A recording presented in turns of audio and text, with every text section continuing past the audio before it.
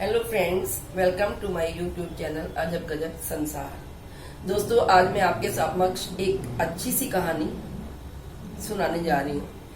आशा है आप मेरी कहानी को बहुत ध्यानपूर्वक सुनेंगे। ये एक शिक्षाप्रद कहानी है और आपको जरूर पसंद आएगी। दोस्तों, एक गांव में एक सेठ रहता था।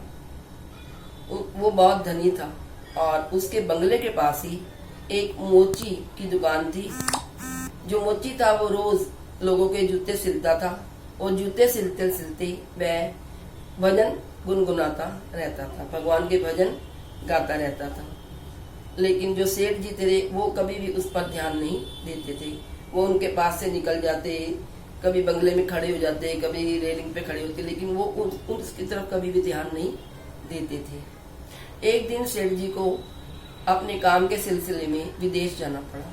जैसे ही वह विदेश से लौट रहे थे तो उनकी तबीयत बहुत खराब हो गई। वह बीमार पड़ गए और जब घर पहुंचे तो बहुत सारे डॉक्टर्स को बुलाया गया।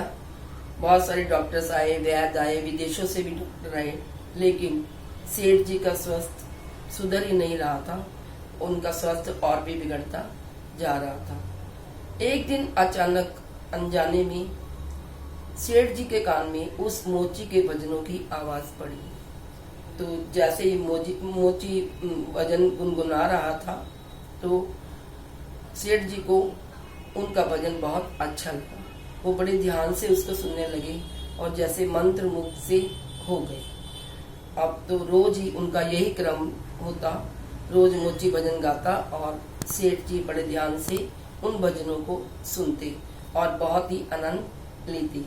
धीरे धीरे धीरे धीरे सेठ जी का स्वास्थ्य सुधरता गया और सेठ जी को लगा कि बहुत सारे डॉक्टर्स आए, बहुत सारे वैद्य आए, लेकिन उनके स्वास्थ्य को कोई ठीक नहीं कर पाया।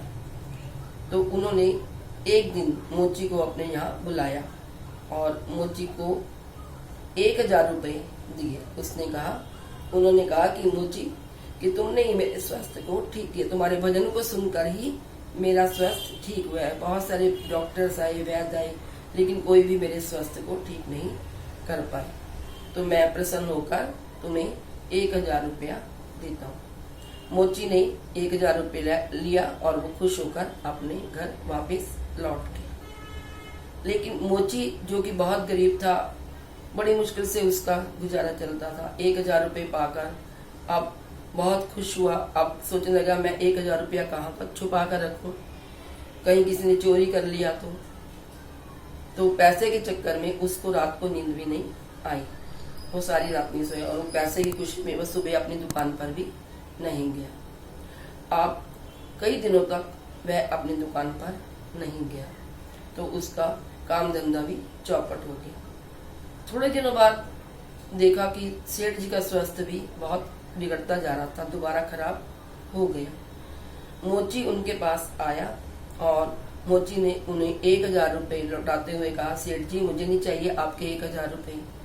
इन 1000 रुपयों ने तो मेरा काम धंधा ही चौपट कर दिया है और मैं जो भगवान का नाम लेता था हर वक्त, मुझे भगवान से भी मेरा नाता इन्होंने तोड़ दिया है और मैं किसी रिश्तेदार के पास भी नहीं जा पाता। कोई मेरे पास काम देने नहीं आता। तो दोस्तों, कहने का भाव ये है, इस कहानी से हमें यह सीख मिलती है कि हमें केवल धन कमाने के ऊपर ही ध्यान नहीं देना चाहिए, हमें भगवान का सिमरन भी करना चाहिए।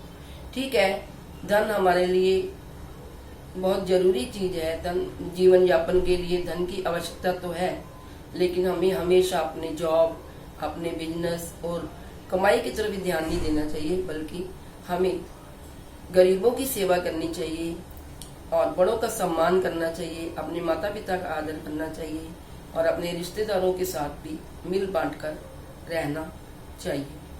धन ही सब कुछ नहीं है। हाँ, हालांकि धन हमारे जीवन यापन के लिए एक आवश्यक वस्तु है, लेकिन फिर भी आप सारे काम करिए, सत्कर्म करिए और उनके साथ भगवान का भजन भी करिए।